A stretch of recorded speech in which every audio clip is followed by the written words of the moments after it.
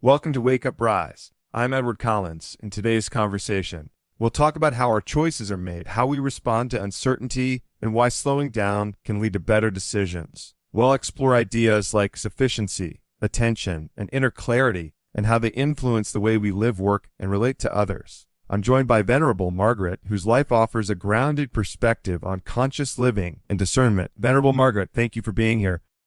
Thank you, Edward. I received that question with a lot of respect because it touches something very intimate. Most of us are deciding all the time, but rarely stopping to ask what those decisions are shaping inside us.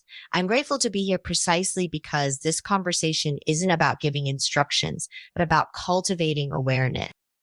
You mentioned awareness, and I want to stay there for a moment. Many people feel they are constantly reacting, responding to pressure, expectations, urgency. How do you understand the difference between reacting and choosing? Reacting is usually driven by fear or habit. It happens quickly and often unconsciously. Choosing, on the other hand, requires presence. It asks us to slow down just enough to see what's actually happening. Even a few seconds of awareness can transform a reaction into a conscious decision. That space, however small, is where freedom lives. That idea of a small space feels important. People often imagine transformation as something dramatic, but what you're describing sounds very subtle.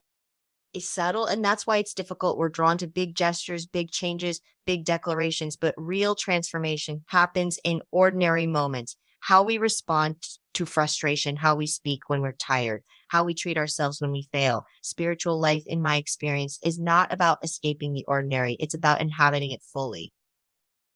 That reframes spirituality in a very grounded way. And I'd like to connect this to uncertainty. Again, many listeners might associate uncertainty with anxiety. How did your relationship with uncertainty evolve over time? When I was younger, uncertainty felt like a threat. It meant I didn't know who I was or where I was going. Over time, I realized that certainty can be an illusion. Life is constantly changing, whether we like it or not. Once I accepted that, uncertainty stopped being something to eliminate and became something to listen to. It often carries important information. Information about what? About misalignment. When we feel deeply unsettled, it's sign often because something we're doing contradicts our values or our nature. Uncertainty can be a signal saying, pay attention, something here needs to be examined. If we silence it too quickly, we miss the lesson. That sounds challenging, especially in a culture that values quick answers and confidence. How do we learn to tolerate that discomfort without becoming paralyzed? By developing trust, not in outcomes, but in process trust, that clarity unfolds through engagement, not avoidance. We don't need to have everything resolved to take the next step. We only need enough clarity to act responsibly in the present moment. That's often much less than we think. I want to bring in the idea of values here. You said earlier that our real values show up in our repeated choices. Could you expand on that?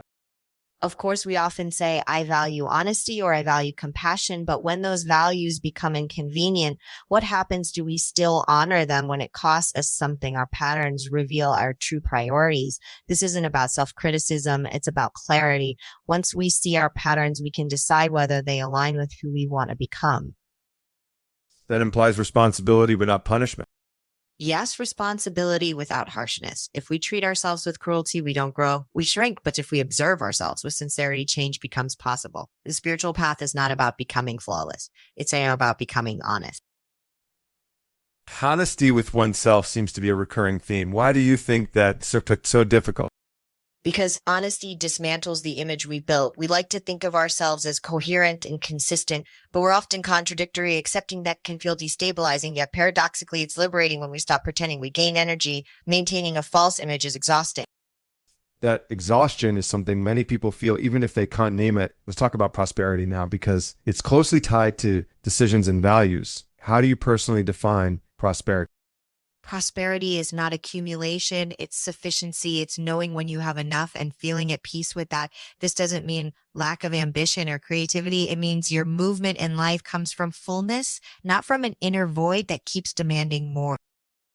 Sufficiency is a word we don't hear often. Why do you think it's unfamiliar to many people? because we're trained to equate value with expansion, more productivity, more visibility, more achievement.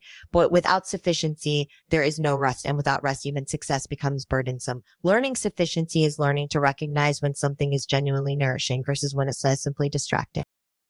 That distinction feels critical. How does sufficiency affect the way we make decisions? When we feel sufficient, our decisions become more ethical almost naturally. We're less likely to exploit, manipulate, or rush. We consider the impact of our actions on others. Decisions rooted in lack tend to be narrow. Decisions rooted in sufficiency are expansive. Expansive in what sense? They include others. They consider the broader context. They ask not only what do I gain, but what does this create? That shift changes everything from personal relationships to leadership, from work to community life. I want to stay with leadership for a moment because many people listening hold responsibility over others. How does this inner work translate into leadership? Leadership without inner clarity becomes control. Leadership with inner clarity becomes service. A leader who knows sufficiency doesn't need to dominate or hoard credit. They understand that growth is collective. When people feel seen and valued, they contribute more freely. That was a very different model from what many experience. As we continue, I'd like to explore how this understanding plays out in concrete situations, conflict, pressure, and ethical dilemmas that don't have clear answers. I think that's essential. These ideas only matter if they can live in the complexity of real life, and real life, as we know, rarely offers clean choices. You mentioned real life rarely offering clean choices, and that feels very true. I'd like to go deeper into that complexity. When someone faces a situation where every option seems to involve loss of comfort, approval, or security, how do you approach that kind of decision? Those are the most honest decisions we ever face because they expose the illusion that life should always offer us a painless option. When every path carries some form of loss, the question shifts. It's no longer, how do I avoid suffering? But what kind of suffering am I willing to accept? Some suffering leads to growth and integrity. Other forms simply drain us. Discernment begins there. That essay's striking reframing, choosing the kind of suffering we're willing to accept. Many people try to escape discomfort at all costs. Yes, and in doing so, they often create deeper discomfort later. Avoiding short-term difficulty can lead to long-term regret.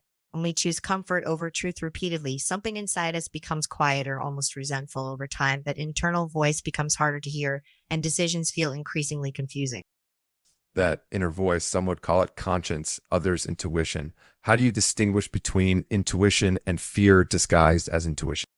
Fear is usually urgent and loud. It pushes, pressures, demands immediate resolution. Intuition is quieter. It doesn't rush you. It waits. Even when it invites you toward a difficult path, it carries a strange sense of calm. One way to tell the difference is to notice the body. Fear tightens, intuition steadies, even when the message is challenging. The bodily awareness seems essential, yet many people are disconnected from their bodies, especially in professional or high-pressure environments. How can they begin to reconnect? By noticing simple things first, breathing, posture, fatigue. You don't need complex practices to begin. Ask yourself, am I exhausted or afraid before making a decision? Exhaustion often masquerades as clarity. When we're tired, we confuse urgency with importance. Rest is not laziness. It's as a form of ethical responsibility.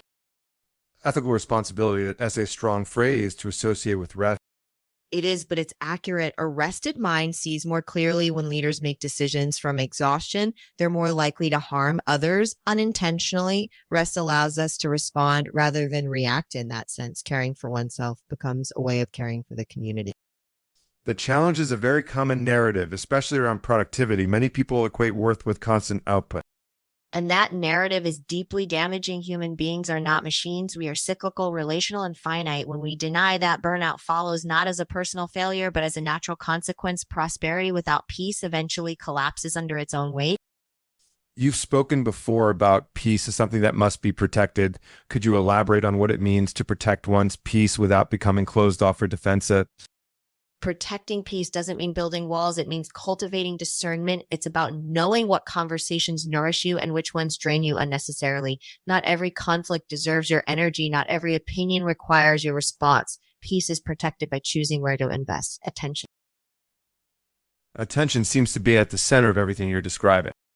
Because attention is life. Where you place your attention, your life follows. If your attention is constantly hijacked by comparison, resentment, or fear, your inner landscape becomes unstable. But if attention is trained gently, patiently, you begin to experience greater freedom, even in demanding circumstances. Comparison is a big one. Many people measure themselves constantly against others, especially now. What impact does that have on decision making? Comparison distorts perception. It makes us want what doesn't belong to our path. When we measure ourselves against others, we stop asking what is appropriate for us. The result is often dissatisfaction, even when our lives are objectively rich. Each person has a different rhythm, a different calling. Ignoring that creates unnecessary suffering. That reminds me of the idea of vocation, not just as a profession, but as a way of living.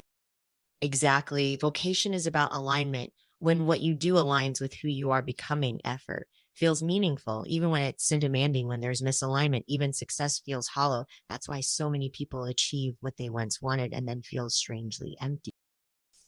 When someone realizes they're living out of alignment, that can be frightening. Where do they start? They start by telling the truth to themselves first, not dramatically, not publicly, quietly. This no longer fits that admission alone.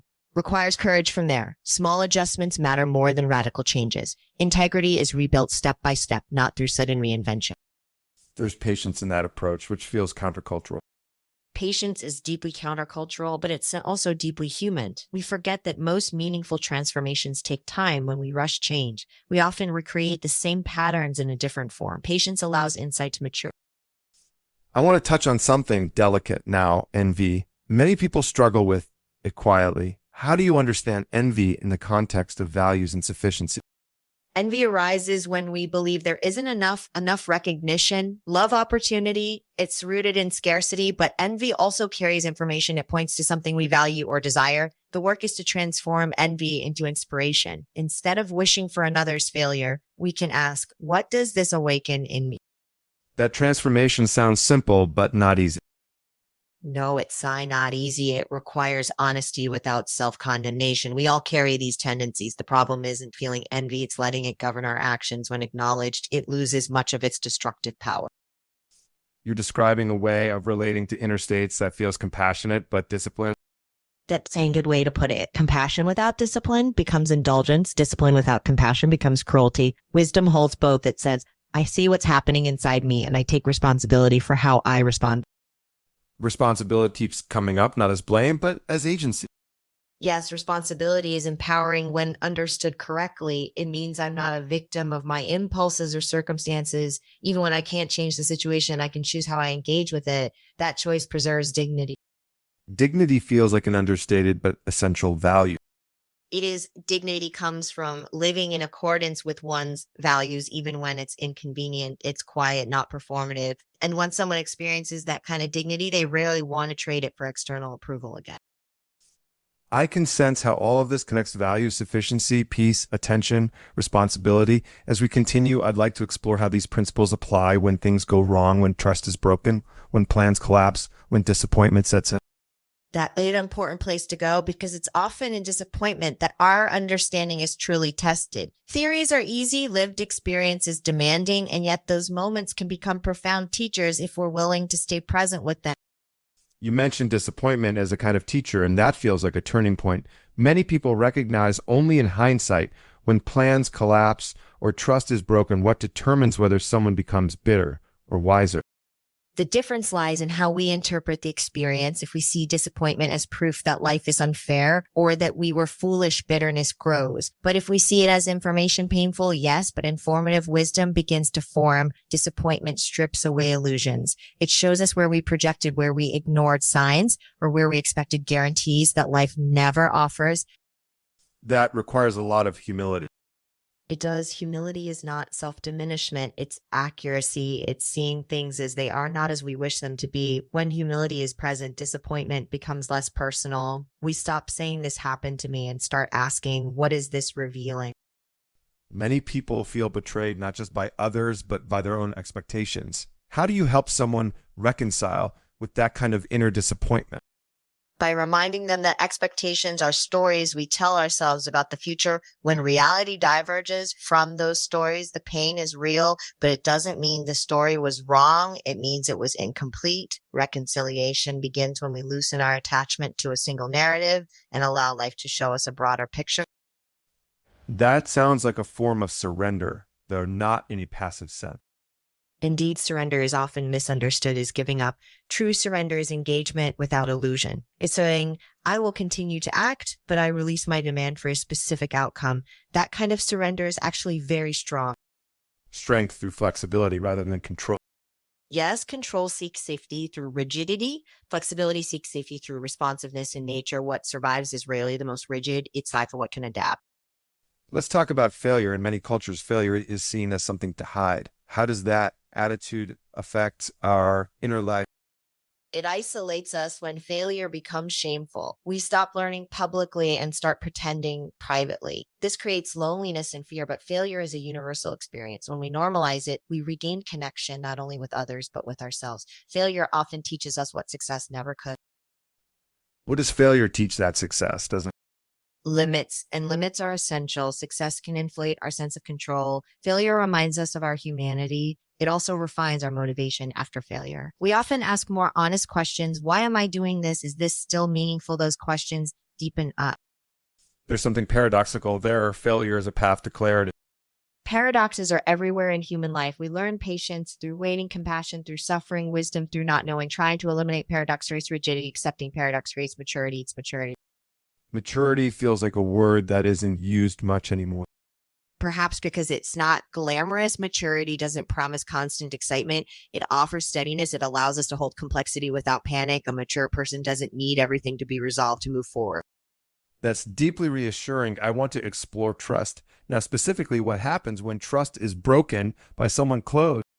Broken trust is one of the most painful experiences because it destabilizes our sense of safety. The first response is often grief, followed by anger or self-doubt. Healing begins when we separate trust in others from trust in ourselves. Even if someone betrays us, we can ask, can I trust my ability to learn, adapt, and protect myself going forward? That distinction feels critical, trusting oneself rather than demanding certainty from others. Yes, when we place all trust externally, we become fragile. When trust is internal, relationships become freer. We engage openly, but not blindly. Discernment replaces naivety. Discernment, again, this thread keeps returning. Because discernment is lived wisdom. It's not cynical and it's not naive. It sees clearly and acts kindly. That balance is difficult, but it's essential. How do you advise people to rebuild trust after disappointment without becoming guarded or closed? Slowly and selectively, trust is rebuilt through consistency, not promises. We watch how people act over time, and we also rebuild trust with ourselves by honoring our boundaries. When we respect our own limits, openness no longer feels dangerous. Boundaries often carry a negative connotation as if they're walls. Boundaries are not walls. They're doors with awareness. They allow connection without self-erasure. Without boundaries, generosity becomes self-sacrifice. With boundaries, generosity becomes sustainable. That sustainability ties back to sufficiency again. Everything does. Efficiency is the ground from which ethical, relational, and emotional health grows. When we know what is enough, we stop overextending ourselves in ways that lead to resentment. I want to bring this into everyday life. How can someone apply these ideas in small, ordinary situations? By practicing attention in daily interactions, noticing when you say yes out of fear, noticing when you say no out of avoidance, pausing before reacting. These moments are training grounds. Big decisions are shaped by how we handle small ones.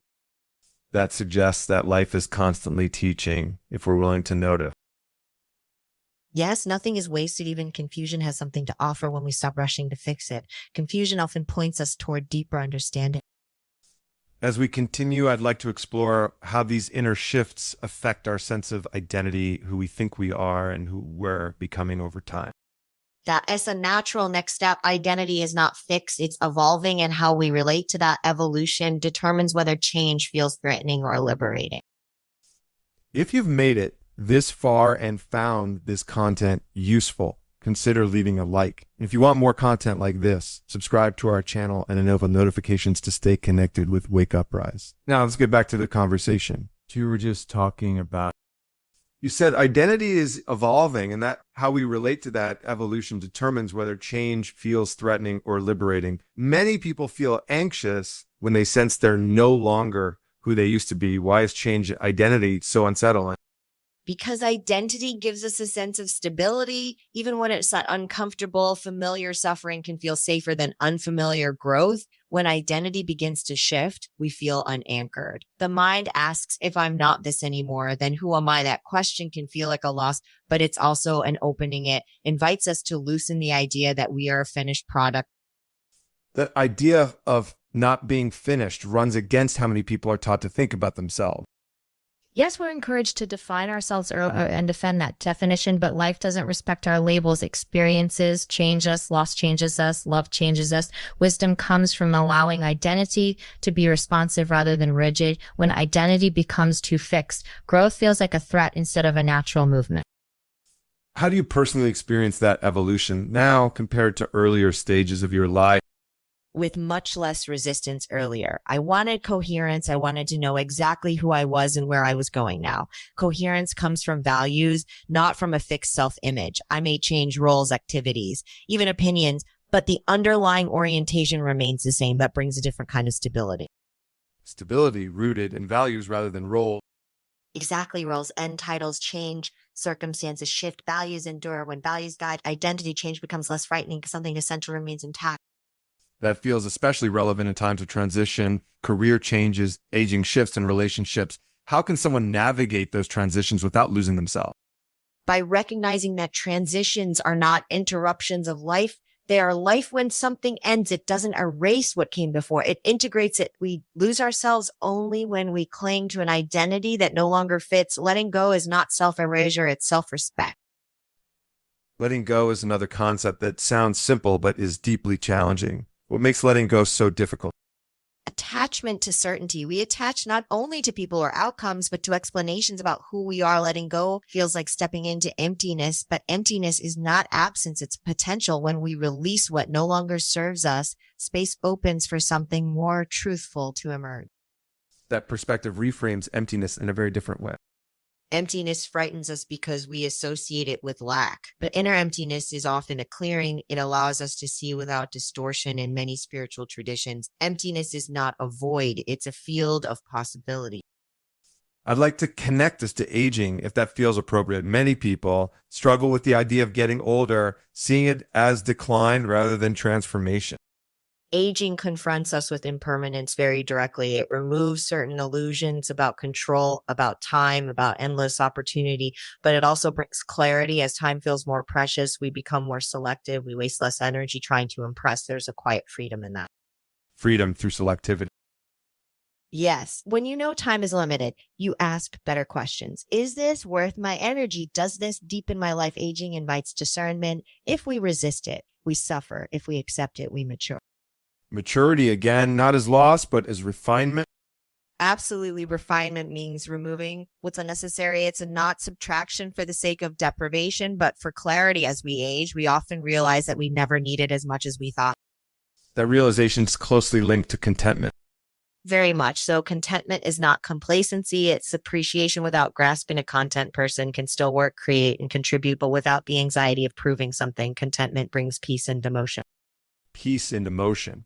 That's a beautiful phrase. How does one cultivate that, especially in environments driven by competition? By redefining success, competition becomes destructive when success is measured only by comparison. If success is measured by integrity, contribution, and coherence, competition loses its grip. You still do your best, but you no longer need others to fail for you to feel successful.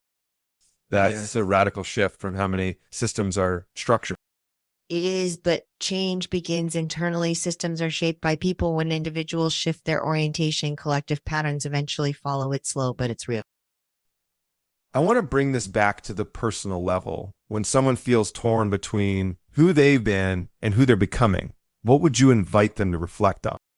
I would invite them to ask what is trying to emerge through me right now, not what should I become, but what is already forming. Growth often whispers before it speaks loudly. Listening requires patience and courage. And patience, as we've said, is not something our culture trains us in. No, but it sounds something life insists on teaching. You can resist patience, but you can't bypass it. Everything meaningful unfolds in its own time. As we continue, I'd like to explore how this evolving sense of self influences our relationships with others and with the world. That's an important direction because relationships are where our inner work becomes visible. How we relate reveals who we are, becoming far more than what we say about ourselves. You just said that relationships are where our inner work becomes visible. That feels very true. We can hold many beautiful ideas privately, but relationships seem to test whether those ideas are actually alive in us. How do you see relationships shaping our inner Relationships are mirrors. They reflect back parts of ourselves we might prefer not to see alone. It's easy to believe we are patient, generous, or understanding. But in relationship, especially close ones, our limits appear in patience, fear, need for control, insecurity. This is not a failure. It's an invitation. Relationships show us where attention is still needed. that suggests that friction isn't necessarily a sign that something is wrong? That's not right. Friction often indicates contact with reality. When we expect relationships to feel smooth all the time, we turn normal human complexity into disappointment. The question isn't whether conflict arises, but how we engage with it. Do we use it to defend ourselves or to understand more deeply? Understanding more deeply requires vulnerability, which many people struggle with. Why is vulnerability so threatening? Because vulnerability exposes uncertainty. It means we don't fully control how well be received. Many of us learned early that being vulnerable could lead to rejection or misunderstanding. So we protect ourselves with distance or performance, but protection can slowly turn into isolation. That isolation seems to be a quiet epidemic. It is. People are surrounded by others and yet feel profoundly alone. True connection requires the courage to be seen as we are, not as we think we should be. That doesn't mean indiscriminate openness. It means honest presence. How do we practice that kind of presence without losing ourselves in the needs or emotions of others? By remembering that presence does not mean absorption. You can listen deeply without taking responsibility for another person's inner state. Boundaries, again, are essential. Compassion without boundaries leads to exhaustion. Boundaries without compassion lead to coldness. Balance keeps relationships healthy. Balance seems to be a recurring theme between openness and protection, effort and rest, clarity and uncertainty. Because life itself is balance. When we lean too far in one direction, suffering arises. The work is not to eliminate tension, but to live wisely within it. I want to talk about forgiveness now. In relationships, forgiveness is often discussed, but rarely understood. How do you see forgiveness? Forgiveness is not forgetting, and it's not excusing harm. Forgiveness is releasing the demand that the past be different. It's choosing not to carry resentment as an identity. Sometimes forgiveness is immediate. Other times it takes years. Both are valid. What matters is sincerity. And what about self-forgiveness? That seems even harder for many people. Self-forgiveness is often the most difficult. We replay our mistakes endlessly, believing punishment will somehow correct them, but punishment only hardens us. Self-forgiveness allows learning to occur. It says, I acknowledge the harm and I commit to acting differently. Without self-forgiveness, growth stalls. That connects to something you mentioned earlier about dignity. Yes, dignity is preserved when we take responsibility without self-contempt. When we degrade ourselves internally, we lose the very clarity needed to change. Compassion is not indulgence. It's held the ground of transformation. How does all of this, relationships, forgiveness, dignity, shape the way we engage with conflict? Conflict becomes less about winning and more about understanding. When dignity is intact, we don't need to dominate. We can disagree firmly without dehumanizing the other. Conflict handled this way can deepen relationships rather than fracture them. That's just a very different model from what many people have experienced. Yes, because many of us learned conflict through examples of power and fear. Relearning conflict. As dialogue takes time, it begins by slowing down and listening, not to respond, but to understand. Listening without immediately preparing a defense. Absolutely. When we listen defensively, we're not listening at all. True listening requires the willingness to be changed by what we hear, even slightly. That's a vulnerable position to take. It is, but it's also a strong one. Rigidity is brittle. Openness is resilient. When we're open, we adapt without breaking. I'd like to shift slightly now and talk about community. How do these relational principles extend beyond individual relationships into the broader communities we belong to? Communities thrive when individuals bring clarity and responsibility into shared spaces. A healthy community isn't one without disagreement. It's one where disagreement doesn't destroy belonging. When people feel safe to speak honestly, collective wisdom emerges. Safety seems foundational there. Yes, psychological and emotional safety allow people to contribute without fear. Without safety, communities fragment into silence or aggression. Creating safety is one of the most ethical acts we can perform together. As we move forward, I'd like to explore how all of this identity, relationships, community comes together when we face moments of major transition or crisis. Those moments reveal whether our inner work has roots. Crisis doesn't create character, it exposes it. And that exposure, while uncomfortable, can become a profound turning point if met with honesty and care.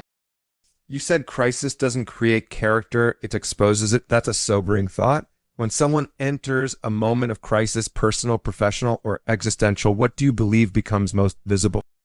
What becomes visible is where we've been standing all along. In calm times, we can compensate for inner confusion with routine structure, or external validation. Crisis removes those supports. Suddenly, the question isn't theoretical anymore. It's summoned yet. What do I rely on when nothing feels stable? That answer reveals a great deal about our inner life. Many people describe crisis as disorienting, almost like losing the ground beneath their feet. That ends a very accurate description. Crisis destabilizes the narratives we use to make sense of ourselves and the world. And while that's frightening, it's also honest. When the ground disappears, we're invited to discover whether we can stand without relying on illusion.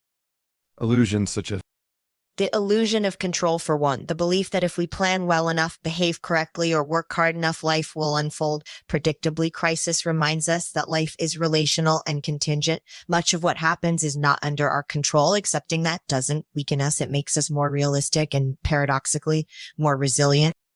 resilience is often described as toughness, but you're pointing towards something else. Yes, true resilience is not about hardening ourselves. It's about remaining flexible without collapsing.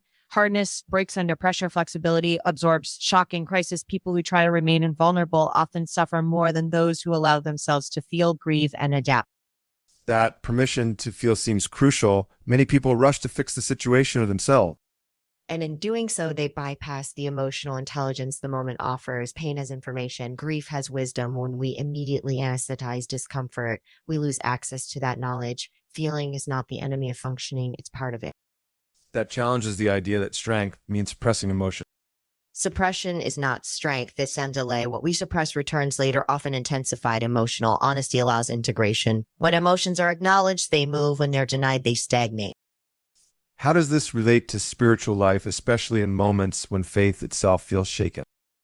Moments of spiritual crisis are deeply misunderstood. People assume faith should eliminate doubt. In reality, mature faith includes doubt. Doubt is not the absence of faith. It's not faith questioning its own assumptions. When spiritual certainty collapses, something more grounded can emerge, less idealized, more lived. That sounds like a refinement rather than a loss. That's Zen, right? Early faith often seeks reassurance. Later, faith seeks truth. The transition between the two can feel like loss, but it's actually growth of faith that survives crisis, is usually quieter, humbler, and more compassionate. Compassion for oneself included. Especially for oneself, spiritual harshness toward oneself is often mistaken for discipline, but genuine discipline is gentle and consistent, not punitive. In crisis, self-compassion is not optional. It's essential for healing. Many people feel ashamed when they struggle, as if difficulty indicates failure. That shame is learned, not inherent. Struggle is part of being human. When we treat struggle as evidence of inadequacy, we isolate ourselves. When we treat it as a shared condition, connection becomes possible. Community becomes particularly important in crisis. How should community respond to someone in crisis? With presence rather than solutions. Most people don't need advice in their darkest moments. They need to know they're not alone. Silence, listening, and patience are far more healing than quick fixes. Communities that understand this become places of refuge rather than judgment. That requires restraint, especially for people who want to help. Helping is sometimes about doing less, not more. Our discomfort with another's pain often drives us to intervene prematurely. Learning to stay present without controlling the outcome is an act of deep respect. I want to talk about meaning now. In crisis, people often ask, why is this happening? How you relate to that question. Why can be a dangerous question if it implies blame or cosmic justification. Not everything happens for a reason. We can understand a more helpful question is, how will I respond to what's happening? Meaning is not always found in causes. It's often created through response. Meaning is something we participate in, not something we discover fully formed. Precisely, meaning is relational. It emerges through engagement, reflection, and choice. Even painful experiences can become meaningful if they deepen compassion, wisdom, or responsibility, but that is never automatic. That places agency back in our hands even when circumstances are uncontrollable. Yes, we may not control events, but we can shape their impact on our inner life. That is where freedom remains, even in limitation. As we move forward, I'd like to explore how people rebuild after crisis, not just externally, but internally. What does genuine rebuilding look like? Genuine rebuilding is slower than people expect. It involves mourning what was lost, integrating what was learned, and resisting the urge to rush into a new identity. Rebuilding is not about returning to who we were. It's about becoming someone more truthful. Becoming more truthful rather than simply stronger. Yes, strength without truth becomes armor. Truth allows strength to remain human. I think that's an important place to continue from. Let's go deeper into what it means to live truthfully after things have fallen apart. I agree. That's where much of life's quiet wisdom is found. You said that rebuilding after things fall apart is about becoming more truthful, not simply stronger. What does living truthfully look like in everyday life after a crisis? Living truthfully means we stop performing resilience and start practicing honesty. We acknowledge what has changed in us. Some capacities may be gone, others newly discovered. Truthfulness is allowing life to mark us without turning those marks into shame. It's saying this is where I am now without rushing to decorate it or justify it. That requires a certain courage, especially in environments that reward constant confidence. Yes, because truth is often quieter than confidence. It doesn't announce itself after crisis. Living truthfully may mean working more slowly, choosing fewer commitments, or redefining success from the outside. This can look like retreat, but internally, it's often an act of deep alignment. Alignment keeps coming up in different forms, values, identity, integrity. How do you know when you're aligned again after a period of disintegration? Alignment feels like coherence. Your thoughts, actions, and values stop pulling in opposite directions. There's less inner negotiation. Even if life remains difficult, there's less internal friction. You may still feel sadness or uncertainty, but you no longer feel divided against yourself. That inner division seems to cause enormous suffering. It does. Many people suffer less from circumstances than from resisting who they've become when we insist on returning to a previous version of ourselves. We create unnecessary conflict. Acceptance doesn't mean approval of everything that happened. It means acknowledging reality as it is. Acceptance is often misunderstood as passivity. Yes, and that misunderstanding causes a lot of harm. Acceptance is not giving up. It's starting from truth only. When we accept reality, can we respond effectively? Resistance consumes energy that could otherwise be used for wise action. I want to explore the idea of time now after crisis or major change. Many people feel pressure to get back on track quickly. How do you view time in the context of healing and growth? Time is not a problem to be solved. Healing unfolds in layers, not lines. There's no schedule that applies universally. When people rush their healing to meet external expectations, they often postpone it rather than accelerate it. Respecting time is an act of humility. Humility toward our own process. Exactly. We tend to grant others patience while denying it to ourselves. True compassion includes allowing yourself to move at the pace your nervous system and spirit can actually sustain. That makes me think about ambition again. How does ambition change after someone has faced loss or crisis? Healthy ambition becomes more selective. It's less about expansion and more about depth. Instead of asking, how much can I do? The question becomes, what truly deserves my energy? Ambition rooted in awareness is quieter but more enduring. That sounds like ambition aligned with sufficiency rather than lack. Precisely. When ambition is driven by lack, it's never satisfied. When it's driven by sufficiency, it becomes creative rather than compulsive. You still build, but you're not running from emptiness. I want to return briefly to the theme of meaning. Earlier, you said meaning is created through response rather than discovered as a fixed explanation. How does that play out long term? Over time, people often realize that the experiences they once wanted to erase became sources of depth, not because the pain was good, but because it taught discernment, compassion, and humility. Meaning doesn't erase suffering, it integrates it. Integration rather than denial. Yes, when suffering is integrated, it no longer defines us, but it informs us. It becomes part of our wisdom rather than our wound. That distinction feels crucial, especially for people who fear being broken by what they've gone through. Human beings are rarely broken beyond repair. More often they are changed. The fear comes from mistaking change for damage, but transformation is not destruction. It's reorganization. Reorganization implies intention. It does. And that's where choice returns. Even after profound loss, we still choose how to orient our lives. We may not choose what happened, but we choose what it will shape in us. As someone listening to this conversation might be in the middle of that process, what gentle guidance would you offer them? I would invite them to be patient with their own unfolding, to resist comparisons both with others and with past versions of themselves, and to trust that clarity doesn't arrive all at once. It comes in fragments, moments of quiet recognition. Those moments matter. And that feels deeply humane. Before we move into the final part of our conversation, is there something you feel is often overlooked when people talk about growth and healing? Yes, gratitude, not forced gratitude, not premature positivity, but the quiet recognition of what remains, even in loss something endures breath awareness, the capacity to choose noticing. That doesn't diminish pain, but it prevents despair from becoming total. Gratitude as a grounding force rather than a denial of difficulty. That's true. Gratitude grounds us in what is still alive and available. From there, we can move forward with realism and hope rather than illusion. That feels like a meaningful place to arrive. Before we close the circle of this conversation in our final part, I'd like to reflect on how all of this choice, sufficiency, truth, and meaning shapes the way we live moving forward. I look forward to that. Bringing these threads together helps us see that they were never separate to begin with. As we come to this final part, I'd like to step back and look at the whole landscape we've been walking through together. We began with choices, moved through uncertainty, identity, relationships, crisis, rebuilding, and truth. When you hold all of this together, what does a well-lived life look like to you now? A well-lived life is one that remains responsive, not perfect, not always calm, but responsive. It listens, adjusts, and stays in relationship with reality. A well-lived life is guided more by attention than by ambition, more by values than by fear. It's a life that doesn't rush past its own depth. That suggests that the quality of our attention shapes the quality of our life. Very much so. Attention is how we love. What we attend to grows when we attend carefully to our inner life, to others, to the present moment. Life becomes richer, not necessarily easier, but more meaningful. Neglecting attention leads to fragmentation. Cultivating it leads to coherence. Coherence seems to be a quiet form of fulfillment.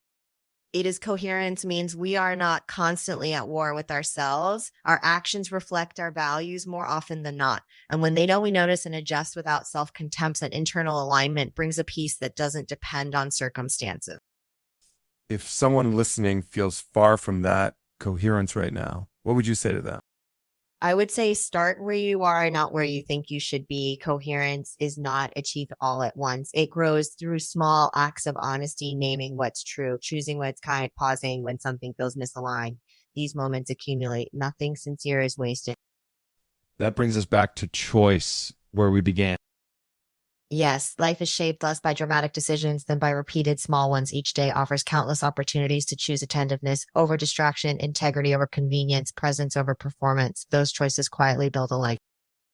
Earlier, you spoke about sufficiency as an inner condition. How does sufficiency influence the way we move forward into the future? Sufficiency frees us from panic about what's next. It allows us to plan without clinging, to hope without demanding guarantees when we know we are enough and that what we have is enough for today. The future becomes something we meet with curiosity rather than fear. Curiosity instead of fear, that is a profound shift. Fear narrows us. Curiosity opens us a curious life. Asks, what is this moment offering rather than how do I protect myself from it? Curiosity keeps us engaged with life, even when it's uncertain. And uncertainty, as we've discussed, is unavoidable. Completely unavoidable. The question is not how to eliminate uncertainty, but how to live well within it. When uncertainty is met with attention and values, it becomes fertile ground rather than a threat. I want to ask one final reflective question. When everything is stripped away, titles, roles, achievements, what remains essential?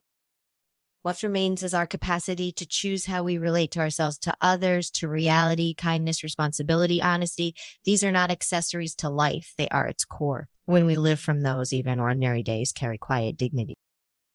Quiet dignity. That feels like a fitting note to end on. Venerable Margaret, thank you for sharing your time, your insight, and your presence so generously today. This has been a deeply grounding conversation, and I'm grateful for it. And to everyone listening, thank you for staying with us, for listening carefully, and for choosing reflection in a world that often rushes past it.